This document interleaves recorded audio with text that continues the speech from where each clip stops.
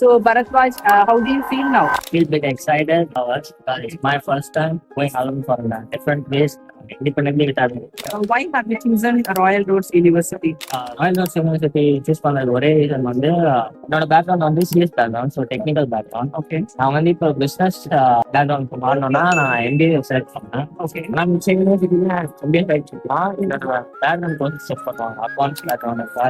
ஆனால் Royal roads யூனிவர்சிட்டியில் என்ன பெனிஃபிட்னா ஃபர்ஸ்ட் இயர் வந்து ஒரு பார்ட் இயர் ப்ரோக்ராம் மாதிரி கோர்ஸ் சப்ஜெக்ட் மட்டும் தனியாக பண்ணிட்டு அதுக்கப்புறம் செகண்ட் இயர் வந்து ஸ்பெஷலைஸ் கற்றுப்படுறதுல கரியர் எனக்கு யூஸ்ஃபுல்லாக இருக்கும். ஸோ லாஜிஸ்டிக் சப்ளை செயின் பண்ணுறது அதுவும் துபாய் மாதிரி ஒரு கோர்ஸ்.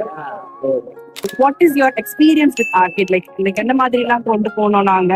ஸோ அதை கொஞ்சம் ஷேர் பண்ண முடியுமா எங்களோட? முன்னாடி வேற ஒரு கம்பெனி கூட ப்ராசஸ் பண்ணியிருந்தேன், Okay. ஜெர்மனி போக.